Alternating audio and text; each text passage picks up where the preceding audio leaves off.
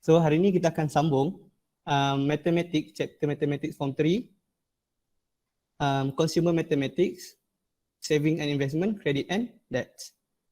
Okay, semalam waktu PG saya dah sentuh sikit lah subtopik 3.1 Saving and Investment ni. Kita dah belajar savings. So dalam savings ni kita ada simple interest dengan compound interest. Simple interest, compound interest. Compound. Okay, hari ni kita akan sentuh part investment pula. So chapter ni agak besar tau, jadi saya terpaksa potong kepada banyak bahagian. Kalau tak, kalau saya pecut jajar awak laju-laju, takut awak tak faham. So next week baru kita akan masuk subtopik 3.2 yang kredit dengan debt management ataupun pengurusan kredit dan hutang. Okay, semalam kita belajar saving, hari ni kita belajar investment. Okay, siapa boleh bagi tahu saya investment tu apa? Teka. Pelaburan. Pelaburan lah. Pelaburan tu apa?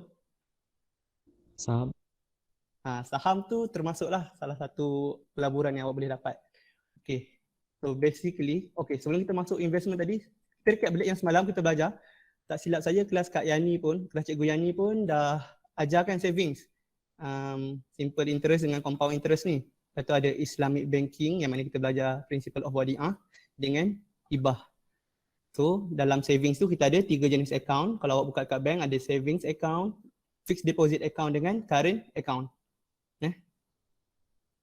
Okay, itu recap semalam lah. Takut awak lupa.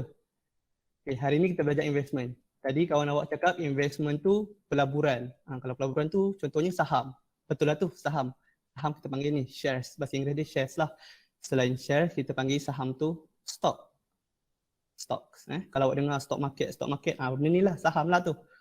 Jadi investment ni maksudnya daripada segi istilahnya, is an action of investing by investor a sum of capital ataupun money in return of future profit. Maksudnya dia seorang investor tu dia invest duit dia supaya dia dapat pulangan pada masa depan lah, dari segi pulangan profit lah maksudnya. So kita akan belajar untuk form 3 syllabus awak ni, kita belajar simple je lah. Ada 3 jenis investment yang awak akan belajar. Awak akan belajar yang pertama shares, share syarikat ataupun saham syarikat. Lepas tu kita ada unit trust yang kedua. Dan yang ketiga kita ada real estate. So tengok kat bulletin belah kanan ni dia kata apa? There are 2 type of investor, that is aggressive and moderate investor. Moderate ni boleh cakap pasif jugalah. So aggressive investor ni orang yang berani ambil risiko. So dia akan invest dekat stock market yang mana dia punya investment tu dia risiko dia agak tinggi lah kalau banding dengan jenis investment yang lain. So kalau pasif ataupun moderate investor dia akan beli saham syarikat, bukan saham syarikat, dia akan beli unit trust, bonds ataupun funds lah, equity funds. Okay, nanti kita tengok apa benda semua ni. So yang pertama tadi, one of the type of investment adalah shares ataupun saham ataupun stock. Kadang-kadang dalam soalan dia cakap stock, dia tak beritahu shares. Kalau awak confuse pula, stocks ni apa kan? So stocks ni shares benda yang samalah. So a company, satu syarikat akan issue shares for the purpose of raising capital. Maksudnya syarikat akan jual saham kepada pemegang saham lah. So pemegang, orang yang nak invest duit beli saham-saham syarikat ni, diorang basically akan jadi owner kepada company tu lah, berapa persen. Contoh dia beli saham tu, dia beli 1% daripada syarikat tu, besar lah tu kalau 1%. Tapi biasanya dalam saham ni dia kira dalam bentuk unit. So berapa ribu saham daripada sebuah syarikat tu lah contohnya. So biasanya kalau syarikat-syarikat yang famous macam Petronas, TMB, KFC, semua ni korang pernah dengar kan? Semua ni ada saham-saham diorang sendiri. So kalau korang nak invest kepada company-company yang macam ni, yang besar-besar ni, kita panggil dia luxury stocks lah. Ini syarikat-syarikat yang besar. Kiranya yang syarikat yang besar ni biasanya kita tahulah dia performance dia orang agak hebat lah, ataupun dia orang punya business tu power lah. So biasanya kalau kita beli saham, harga saham syarikat macam ni dia mahal sikit. Tapi biasanya kalau dia mahal, dia punya tu lagi stable lah, risiko dia kurang sikit. Kalau awak beli pada syarikat-syarikat yang kecil-kecil, saham dia, risiko dia lagi tinggi sebab kita tak tahu performance dia tu hebat ke tak. Yang ni macam Petronas, TMB semua dah terbukti lah memang hebat lah. So kita panggil dia blue chip stocks, saham yang luxury lah, saham yang mahal. Okay, itu saham ataupun shares. Seterusnya kita ada unit trust. Unit trust ni apa? So unit trust ni dia lebih kurang macam saham sebenarnya. Tapi dia sebenarnya adalah satu teknik ataupun cara untuk investment yang mana sebagai seorang investor, katakan saya seorang investor, saya tak reti nak beli saham-saham sendiri ni. Saya tak tahu nak invest kat syarikat mana, saya tak tahu. Jadi saya cari satu unit trust company, kan? Katakan ni saya lah, saya cari satu unit trust company, syarikat yang uruskan saham. Saya bagi dia duit, contoh saya bagi dia RM10,000. Saya kata, belilah saham apa-apa yang awak nak beli. Guna saya punya RM10,000 ni. So syarikat unit trust company ni, diorang ni diuruskan oleh qualified professional manager lah, dan juga biasanya dia ada diuruskan dengan government juga, kerajaan. So dia lagi, orang kata apa, lagi stable lah, ataupun diorang ni uruskan duit kita ni, orang yang berpengalaman lah yang uruskan duit kita ni. Bila macam tu, risiko untuk kita punya buat kesilapan daripada waktu nak buat investment tu kurang lah sikit. Tak adalah awak beli saham, tiba-tiba saham awak jatuh, lepas tu awak rugi. Sebab ni yang akan jaga duit awak ni adalah professional manager lah. So macam dia kata apa, those who have no knowledge of purchase of shares can get help from unit trust companies untuk uruskan, to manage their money. Unit trust companies collect money from investor and the money is invested in various potential company with the aim of providing returns that benefit the investors. So bila kita bagi duit dekat unit trust company ni, syarikat ni bila dia tolong laburkan tu, dia ambil service charge lah sikit sebagai untung untuk pihak dia. Dan ambil charge sikit. So kita punya, kalau kita buat sendiri mungkin kita dapat untung lebih sikit. Tapi kalau awak guna unit trust mungkin kurang lah sikit awak punya pulangan tu. Faham Itu laju sangat? Faham. Faham cikgu. Okay. Faham. Seterusnya, apakah kelebihan unit trust? Okay, unit trust is a good investment alternative. Tapi biasanya kalau dalam unit trust, awak ada macam kontrak lah dengan awak punya unit trust company tu. Mungkin awak nak bagi duit awak katakan RM10,000, RM20,000 tu untuk dia invest selama 3 ke 5 tahun contohnya. So dalam masa 3 ke 5 tahun tu, diorang akan uruskan lah. Awak tak boleh lah nak jual, ataupun boleh jual tapi kurang lah sikit duit yang pulangan yang awak akan dapat nanti. So investment in unit trust are low risk as they are managed by professional fund managers. Lepas tu dia regulated, dia dikawal oleh Security Commission dan Bank Negara Malaysia. Ini saya sebut tadi lah. So macam mana pulangan daripada unit trust? Kalau daripada shares ataupun saham, awak beli saham murah atau awak jual saham yang pada harga tinggi. Itulah cara nak dapat pulangan. Contohnya awak beli RM2, lepas tu awak jual beli harga RM3, awak untung RM1 untuk satu unit saham. Kalau awak beli 10 unit saham, awak dapat RM10,000 macam tu. Kalau untuk unit trust pula, dia tak bagi macam tu. Dia bagi dalam 3 jenis. Dividends, bonus share dengan capital gain lah. Capital gain ni, kalau kat shares dia ada capital gain je. Kalau dekat unit trust, awak boleh dapat dividen, bonus share dengan capital gain.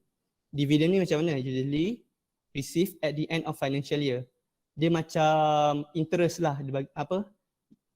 Katakan, katakan unit trust company tu untung menggunakan duit awak. Dia laburkan duit awak tadi tu, dia dapat untung yang banyak, lepas tu dia bagi awak dividen. Macam berapa persen, macam interest lah. Sebab apa dia buat untung untuk tahun tu. Jadi dividen ni dia tak tentu. Dia ikut. Kalau untung banyak, awak dapat dividen banyak. Kalau untung sikit untuk tahun tu, awak punya dividen sikit je lah tahun tu. Terus seterusnya kita ada bonus share. Bonus share ni maksudnya kadang-kadang diorang bagi kita hadiah. Macam katakan dengan kita bagi awal-awal tu RM10,000, dia boleh beli berapa unit je. Contoh dia beli 10,000 unit je dengan duit yang kita bagi tu. Tapi bila dah akhir tahun tu, diorang ada untung, dia bagi kita contoh dalam bentuk shares. Dia bagi kita 1,000 unit extra.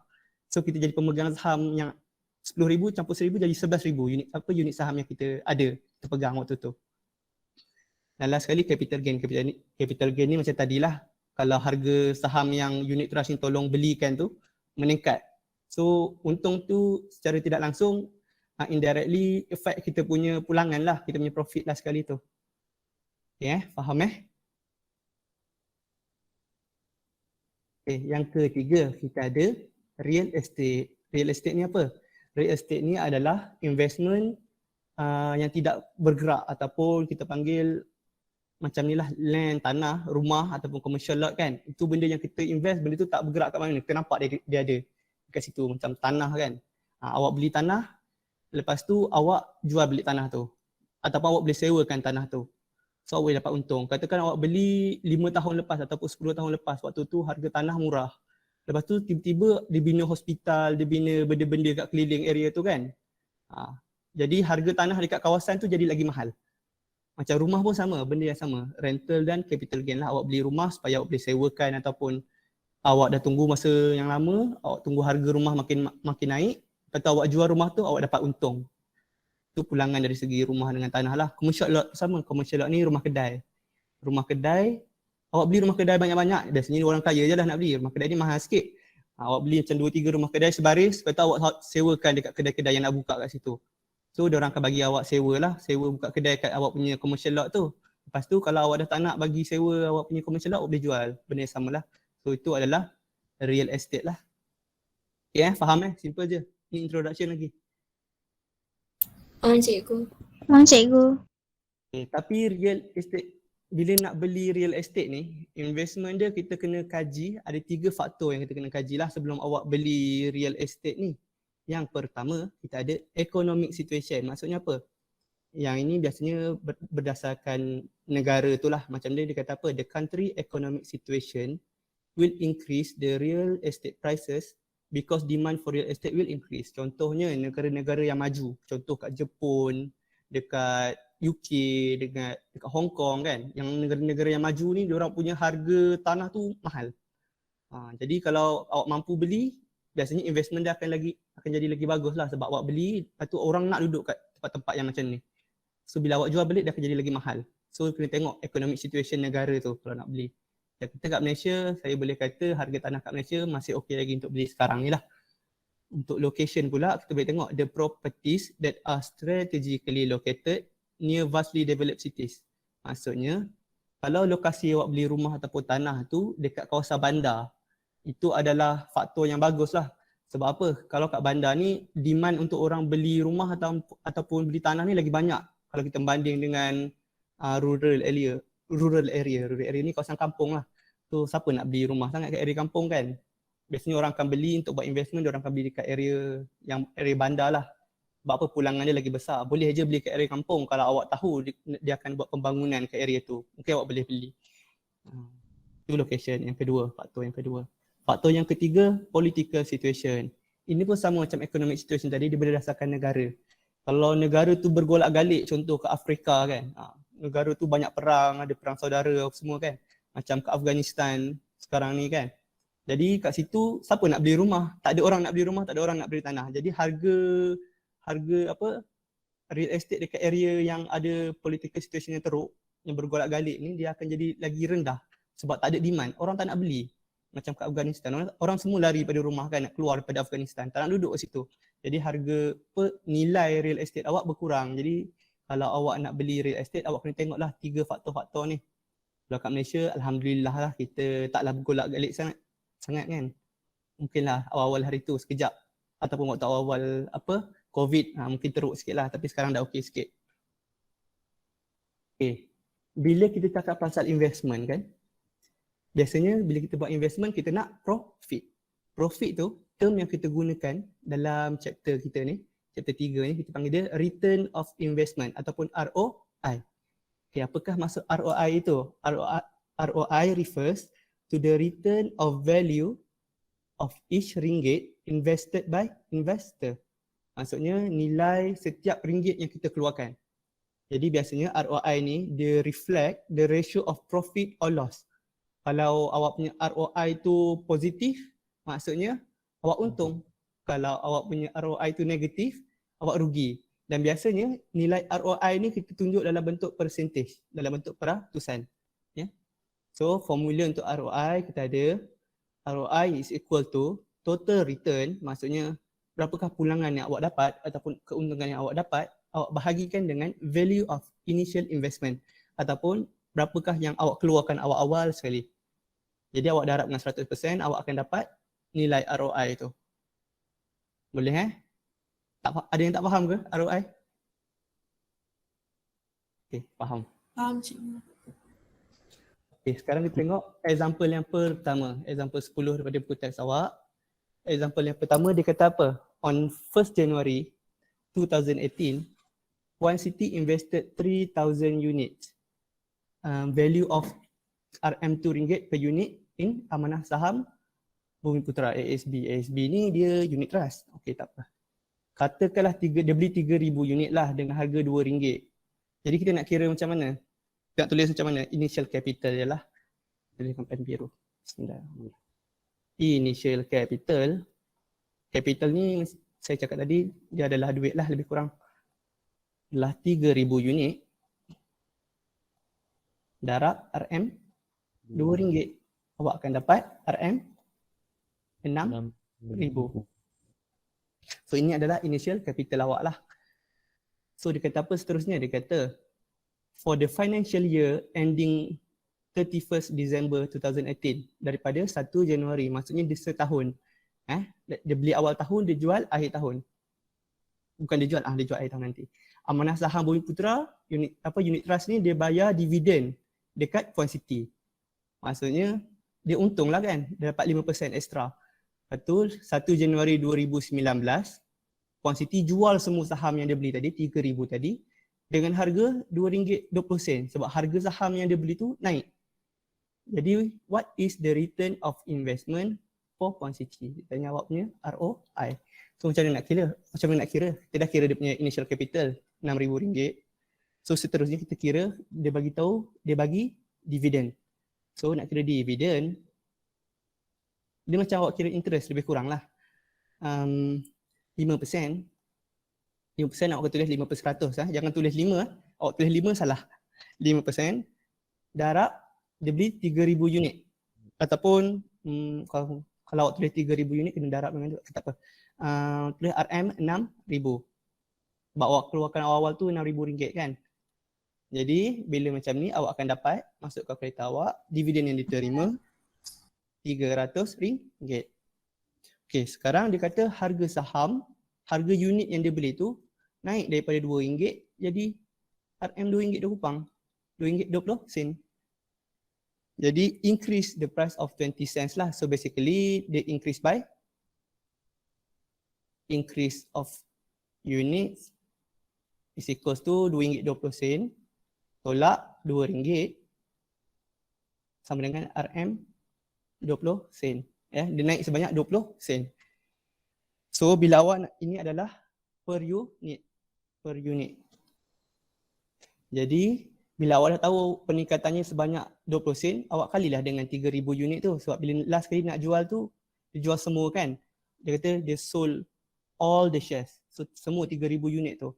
So dia sold dengan harga gain dia, contohlah gain is equals to 3,000 unit yang dia ada tu, dia darab dengan RM 20 sen. Awak akan dapat RM 600. So untung dia daripada jual balik saham yang dia beli dengan harga RM2 tadi, dia untung RM600. Boleh So total return, jumlah keseluruhan untung dia, total return adalah yang 600 maafkan saya, dividen tadi RM 300 tambah dengan RM 600. Ini adalah total keuntungan dia. Dia dapat dividen, lepas tu dia dapat untung apabila dia jual balik semua saham tu. So totalnya adalah RM 900. So bila kita nak kira ROI adalah formulanya apa? Return of investment dengan initial tadi, initial capital. So return kita adalah 900. So 900 bahagi dengan initial awal tadi dia keluarkan RM6,000. RM6,000. Oh darab 100%. So awak akan dapat berapa? 15%. 15%. Jadi 15% ini adalah return of investment yang Puan Siti dapat. Okay, boleh Yang ni soalan ni antara yang simple lagi lah. Kita akan masuk yang rumit sikit lepas ni. Jangan takut. Mudah je kalau awak baca elok-elok soalan awak akan faham lah. Okay, example 11 dia kata Encik Yusof bought a shop lot, dia beli rumah kedai dengan harga RM600,000 pada 1 Januari 2017 dekat Bangi. Bangi ni kat Selangor. Maksudnya dia kawasan yang bagus lah untuk dia invest. So pandai lah Encik Yusof ni. Dia beli dekat area yang maju. So he paid 10% of the shop lot's purchase price of RM60,000. So 10% ni apa benda? 10% ni basically down payment lah, sebab RM600,000 ni kita nak bayar cash mahal. So Encik Yusof ni dia basically saya rasa dia pinjam kat bank. Dia pinjam kat bank, dia bayar down payment dulu sebanyak 10%. So the shop lot was rented. Dia sewakan shop lot ni daripada 1 Januari 2017. Dia beli-beli, lepas tu dia terus sewakan sampai 2026. Oh, lamanya. Okay, pada 2026, he sold the shop lot dengan harga RM1,300,000. Nampak tak? Dia beli harga daripada RM600,000, lepas tu selepas berapa tahun ni? Selepas dalam 10 tahun kan? Lepas 10 tahun dia jual dengan harga RM1,300,000. Akan tetapi sebab dia pinjam bank, loan bank dia pun naik juga. Sebab dia pinjam loan kan? Loan amount still owed to the bank was RM400,000, 486,000, 486,000. Itulah. Meanwhile, the amount that has been amortized to the bank was RM450,000. Apakah yang dimaksudkan dengan amortized to the bank ni? So basically, bila awak pinjam dekat bank, contohnya awak pinjam RM600,000, dalam masa yang panjang, kalau awak tak bayar cepat-cepat, interest dia akan naik setiap tahun. Awak kena bayar kat bank interest charge. So makin lama harga awak pinjam RM600,000 je, tapi dia akan jadi macam ni, akan jadi dalam RM900,000 ke atas. Betul tak? 486 ni yang dia masih belum bayar. Lepas tu yang ini 450 ni yang masih amortize. Jadi harga loan tu akan jadi makin tinggi. So awak kena take yang amount amortized to the bank ni sebagai loss lah. Bila dia jual RM1,300,000 tu, dia masih ada kena tolak cost loan dengan amortized to the bank ni. Lepas tu dia kata apa? Other charges involved in the sale and purchase of transaction are as follows. So bila awak beli rumah, beli real estate, awak nak jual tu bukan senang-senang awak jumpa member awak, saya nak jual rumah. Dia tak macam tu. Awak kena buat dokumen, kena ada peguam dan sebagainya lah. So kena ada agent untuk tolong jual rumah dan sebagainya. So itulah yang kita panggil legal cost. Ni legal cost ni peguam. Stamp duty ni untuk pengurusan awak punya dokumen lah. Dan agent commission ni adalah orang yang tolong uruskan semua benda tu. Kalau tidak, kalau awak nak uruskan semua tu memang susah. Jadi diorang ni akan jadi cost lah. Kita panggil overhead cost tu. So the total rent collected throughout the possession of the shop lot is 200,000. Maksudnya sepanjang 10 tahun Encik Yusof ni sewakan dia punya shop lot tu, dia punya jumlah sewa yang dia terima adalah 200,000. So ini adalah profit. Yang tadi tu loan tu adalah dia punya cost lah. Amortized to the bank ni pun cost, legal cost ni pun dia punya cost, stamp duty pun cost, agent commission pun cost. Lepas tu down payment ni pun cost. Yang 600,000 ni tak kira sebab 600,000 ni itu harga shop lot, tapi bukan dia yang bayar, bank yang bayar. So kita tak ambil kira ni sebagai cost lah. Okay. Calculate the return of investment obtained by Encik Yusof dengan ROI. So macam mana nak buat benda ni? Nampak macam panjang kan soalan kan? Macam rumit kan? Tapi sebenarnya simple je. So mula-mula kita tahu rate untuk rate rent dia adalah jumlah sewa yang diterima adalah 200,000. 200,000. Lepas tu kita ada capital gain. Capital gain ni adalah berapakah keuntungan yang dapat. Nak kira untung macam mana? Profit tolak loss ataupun profit tolak cost. Capital gain kita, dia jual harga RM1,300,000. Ini yang dia jual shop lot tu. Lepas tu dia tolak dengan hutang yang masih loan bank tadi. Hutang loan bank masih RM486,000. Lepas tu dia ada interest dekat bank tu RM450,000. Tolak lagi kos yang lain, legal cost RM15,000. RM15,000. Tolak lagi stamp duty dengan agent commission ni RM15,000 lagi. Tolak RM18,000. Awak akan dapat RM RM256,000. RM256,000. awak jangan tolak yang harga shop lot tadi. Sebab shop lot tadi saya cakap apa? Sebab dia pinjam dekat bank kan, jadi bank yang bayarkan. So akan termasuk kepada loan tadilah. Loan dengan yang jumlah yang amortize to the bank ni. Okay. Kalau tak, dia akan jadi awak kira 2 kali pula nanti. Jadi tak betul lah calculation awak. So jangan kira, jangan tolak 600,000 tu.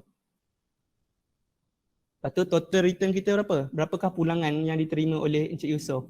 So total return adalah yang tadi yang kat sini dengan capital gain dengan rent.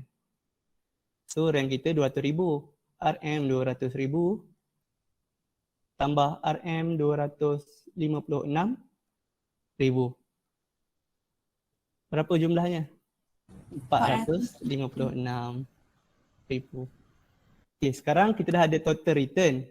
Lepas tu kita nak kira ROI. ROI formulanya adalah return of investment, total return of investment dengan initial investment darab 100%. So masuk kalkulator, belum lagi. Fill in dulu. RM 456,000 bagi RM 600,000. Rumah apa shop lot tu yang asal-asalnya harganya. Darab 100%. Berapakah ROI dia? 76%. So 76% ni dia untung ke rugi? Dia untung. Sebab yang pertamanya dia positif lah. Dia positif. Bila dia positif dia untung. Kalau dia negatif dia rugi. So 76% ni kiranya banyak lah. Almost double dia punya untung tu. Okay faham Faham.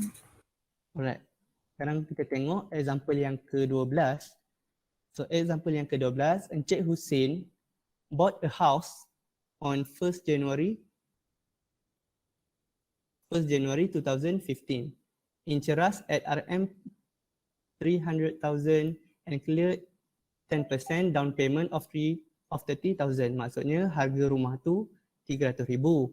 Lepas tu dia bayar down payment 30,000. Okay. He expect a return of 30% over the years of 20 years. Maksudnya apa? Encik Hussein ni dia buat investment ni lepas 20 tahun dia nak return dia paling kurang 30% lah. So Encik lepas 20 tahun dia kata apa? Encik Hussein sold the house at the price of 600,000 after having owned the house for 20 years.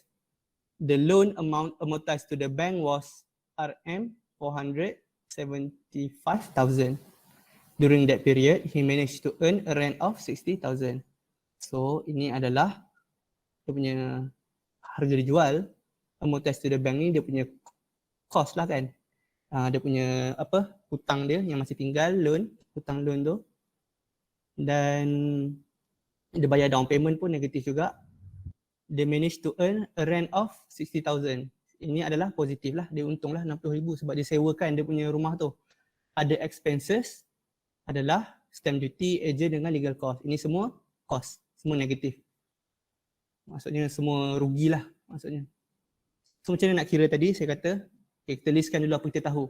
Tahu total rent kita 60,000. Itu koma tu. Okay, 60,000. Terusnya kita kira capital gain kita. Capital gain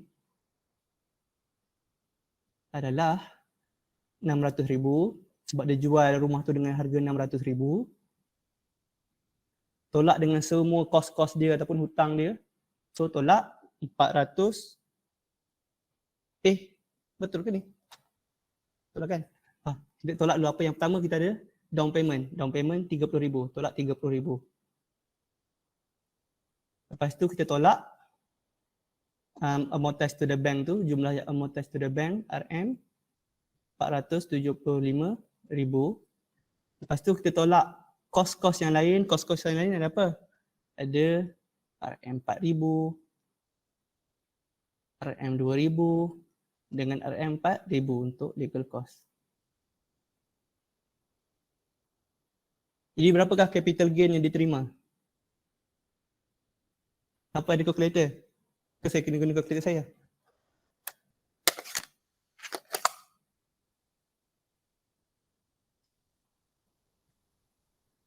RM 85,000. Betul kan? Rasanya lah. So kalau salah awak beritahu saya. Okay, rent kita ada tadi 60,000. So sekarang ni berapakah total return kita? Total return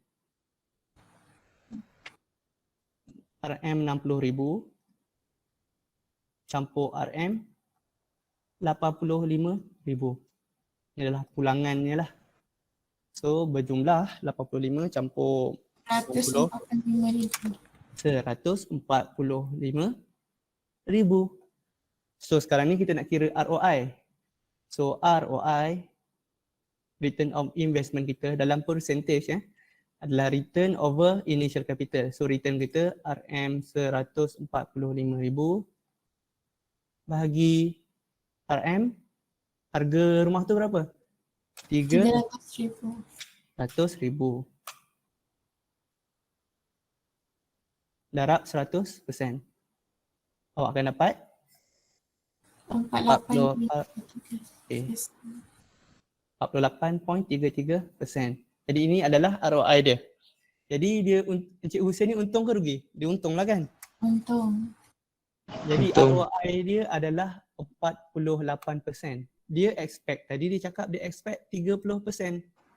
So soalan dia kata apa? What is the return of investment? Okay, ni kita dah kira. Did he achieve his expectation to get a return of 30%? Dia achieve ke tak achieve? Dia achieve lah. So awak kena mention lah. Encik Hussein achieve his expectation. Kalau awak tertinggal ni, biasanya ada satu markah lah kat sini. Expectation. Okay. Faham Ada yang tak faham? Faham. Right, good. So, seterusnya bila kita cakap pasal investment kita ada faktor yang perlu kita consider lah. So, biasanya kalau investment ni 3 faktor yang paling penting adalah risk level. Yang pertamanya risk level. Saya guna pen merah lah. Risk level, return level dengan liquidity level. Sama benda ni. Risk level ni risiko lah. Risiko tu potential risiko. Adakah kita punya investment ni berisiko untuk untung ataupun berisiko untuk rugi? Kita kena tahu. Adakah ruginya kalau rugi tu dia akan rugi teruk ke rugi sikit-sikit je. Macam tu. So the uncertainty that losses may be incurred from investment made. Maksudnya kita tak tahu kita punya investment tu untung ke rugi. Faham tak? So yang secondnya kita ada return level. Return level ni maksudnya pulangan. Kalau kita buat satu investment tu kita dapat banyak ke sikit kita punya pulangan tu. Lagi banyak maksudnya return level tu lagi tinggi lah. So profit gain by investor from investment. Itulah masuk return level. So last sekali kita ada liquidity level. Apakah yang dimasukkan liquidity level ni? Dia how soon the investment or savings could be cash out. Contohnya lah, kalau awak beli saham kan, katakan saham bila awak nak jual balik, awak boleh jual je bila awak nak jual kan. So kalau waktu tu awak beli saham murah, lepas tu tiba-tiba harga naik, awak terus jual. So awak terus dapat cash. So liquidity level dia agak laju lah. Ataupun bila awak ada, maksudnya mudah lah untuk awak dapat balik pulangan tu.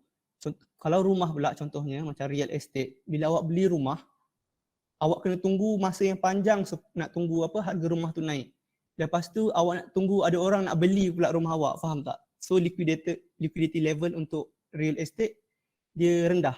Sebab susah sikit nak jual, ambil masa nak jual. So itu adalah 3 faktor yang kita perlu consider sebelum kita buat investment. Faham Simple je ni.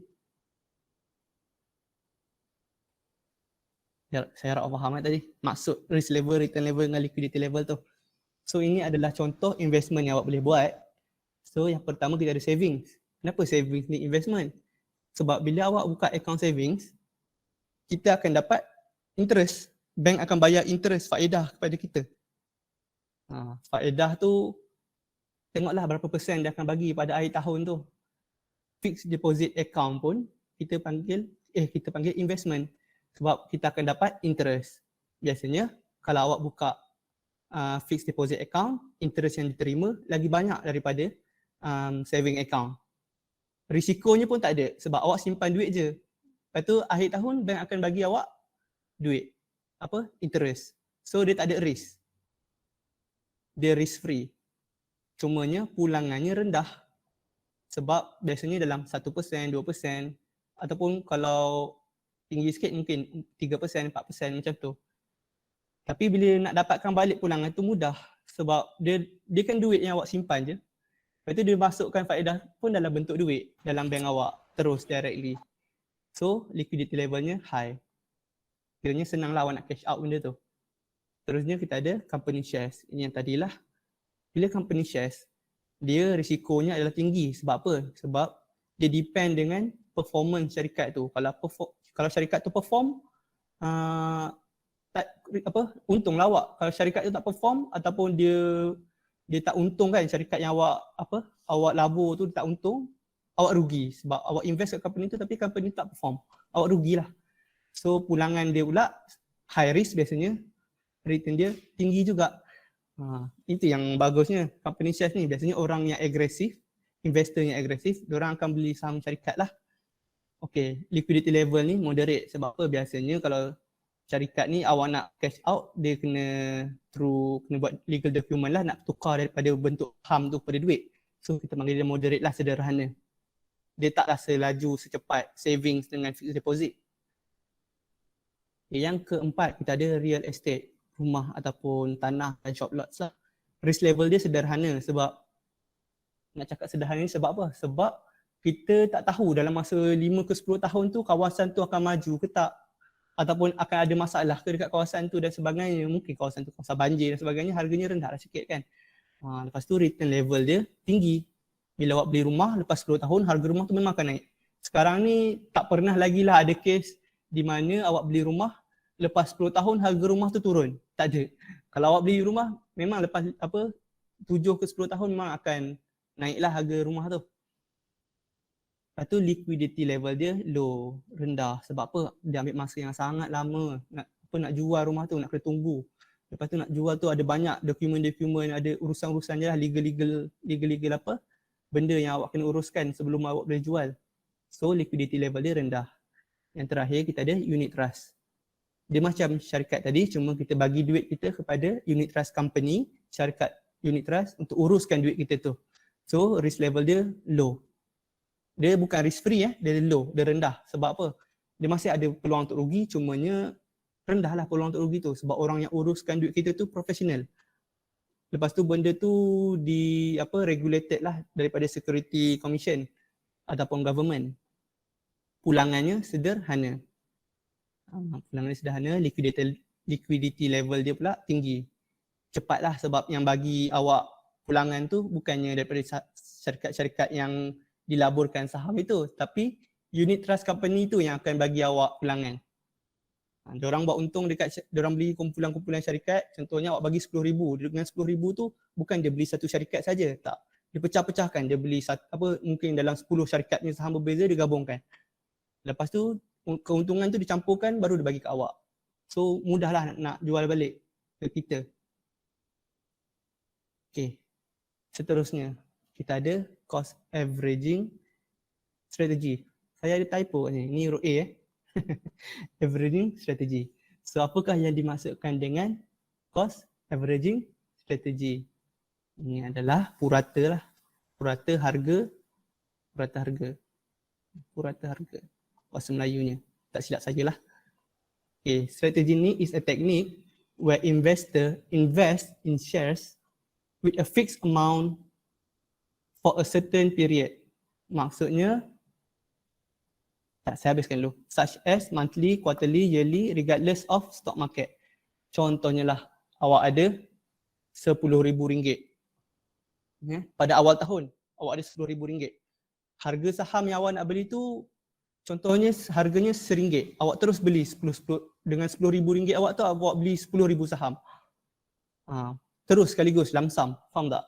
Tapi kalau guna cost averaging strategy, awak tak beli secara lamsam. Awak beli secara beransuran. Kerana awak beli setiap 3 bulan awak beli lagi. Mungkin gunakan berapa ribu. Tak gunakan terus 10,000 yang awak ada tu. Kerana awak guna sikit-sikit lah. duit awak beli saham yang awak nak beli tu. So, kenapa guna cost averaging strategy ni? Sebab apa? Sebab dia reduce risk. Sebab dalam tempoh setahun contohnya, harga saham tu naik dan turun. Dia bukannya sentiasa naik ataupun sentiasa turun. Tak, kejap dia naik, kejap dia turun. So kadang-kadang kalau awak beli awal tahun harganya RM1, akhir tahun awak tak tentu lagi harganya lagi tinggi daripada RM1 ke lagi rendah daripada RM1. So bila awak beli guna cost averaging strategy, awak boleh minimize lah awak punya risiko. Sebab dia reduce risk because it usually results in lower average cost and gain more shares within same investment period compared to buying in a single purchase. Okay, kita tengok soalan. Kalau awak tak faham saya explain apa, kita boleh tengok soalan lepas ni. Ada satu soalan, saya akan cuba explain kat situ lah. So kita punya formula untuk average cost per unit share adalah investment amount bahagi number of share unit yang dia ada.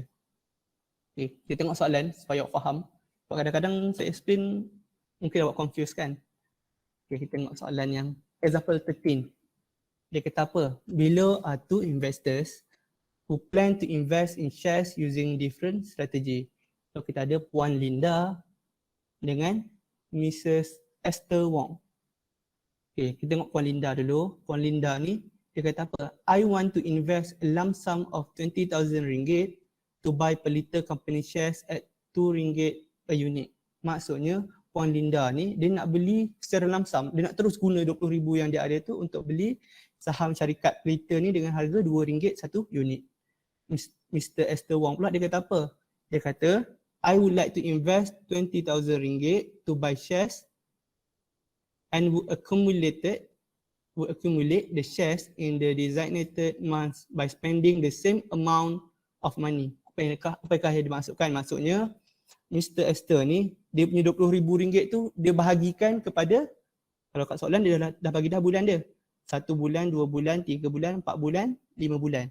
So dia bagikan RM20,000 tu kepada 5 bulan.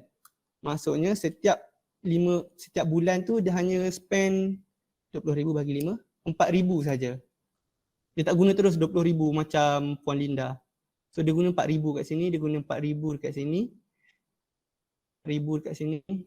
Dekat Ogos pun dia spend lagi RM4,000, dekat Disember pun dia beli lagi dengan RM4,000 unit. So sepanjang 5 bulan ni kita tengok harga saham yang awal-awalnya harganya RM2 waktu Puan Linda beli tu. Pada bulan Januari. Tapi bila Mac harganya turun. Waktu Mei harganya turun lagi. Rugilah. Kalau waktu Ogos harganya naik sekejap.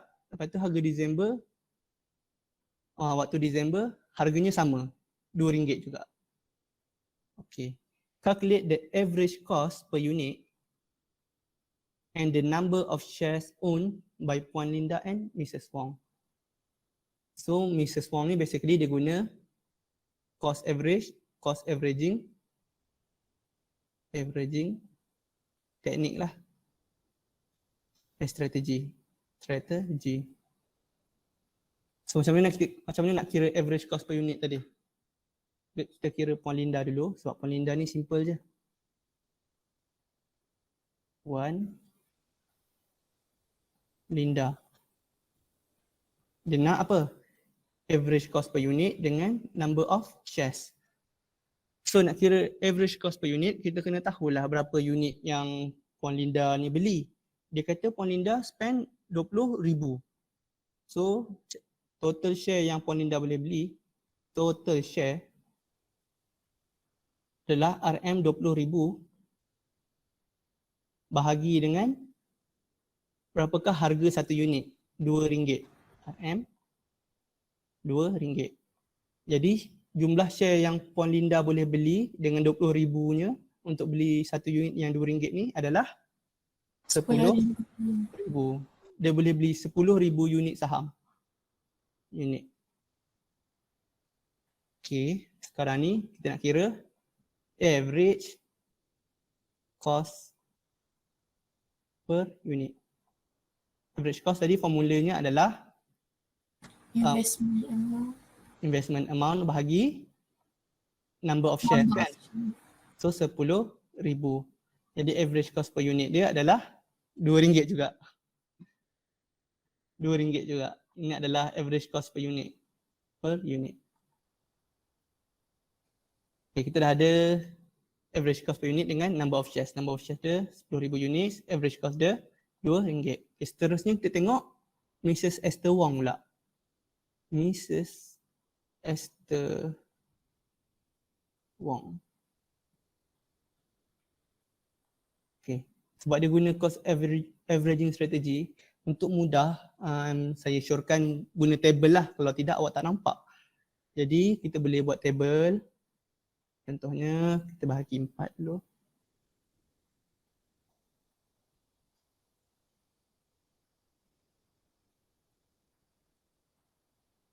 Letaklah bulan months. Ada apa? Januari, March, ada Mei, Ogos dengan Disember.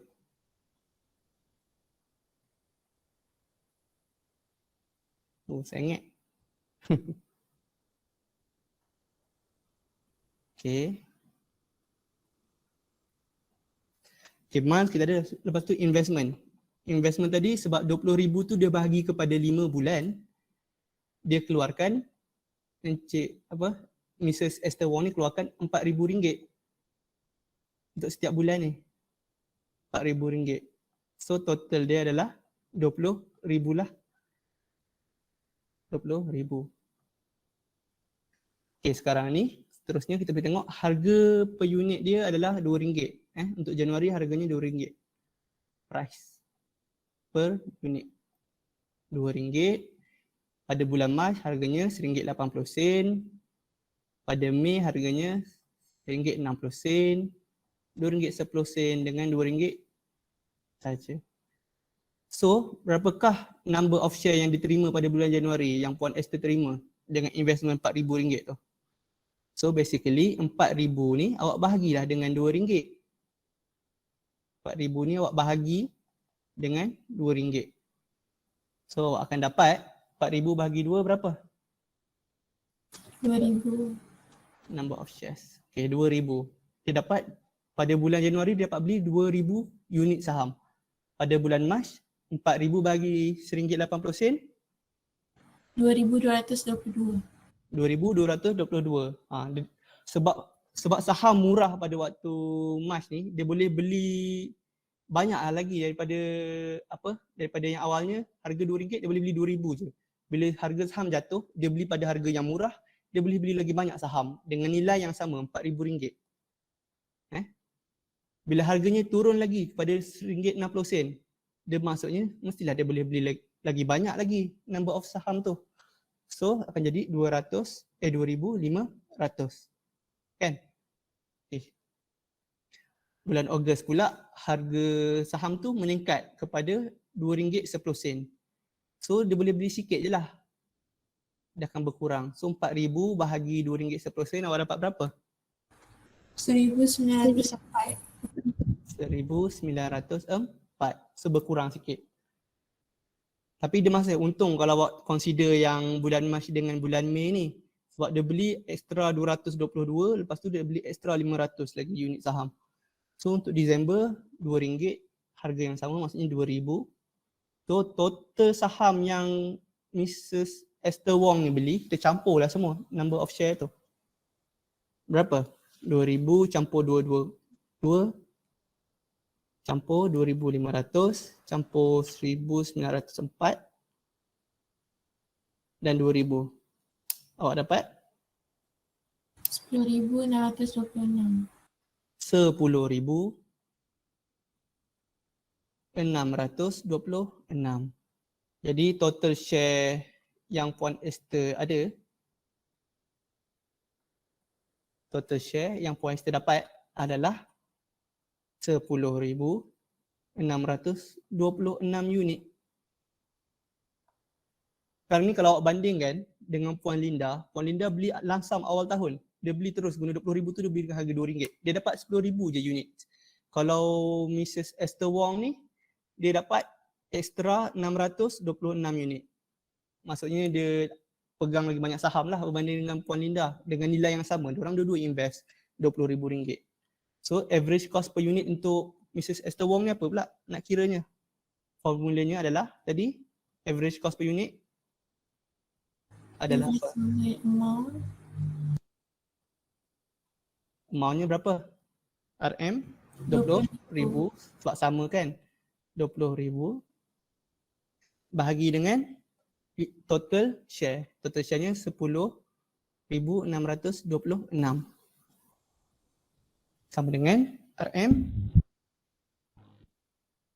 RM1.88 sen per unit. Di sini kita dapat nampak lah Mr. Esther Wong ni dia dapat beli saham tu sebab dia beli sikit kan sampai Disember. Dia dapat beli dengan harga yang lagi murah bila kita puratakan semuanya. So soalan B dia kata apa? Who is wise investor? Antara Puan Lida dengan Mrs. Esther Wong ni siapakah yang pelabur yang bijak? Esther Wong. Yes. Mrs. Esther Wong sebab dia guna teknik cost averaging strategy. So tulislah Mrs. Esther Wong is a wise investor. Because sebab dia suruh justify, awak bagi tahu lah because she reduce risk and increase profit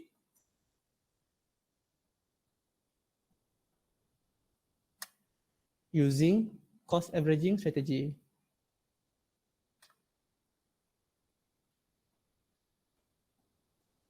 Okay, faham Ada yang tak faham?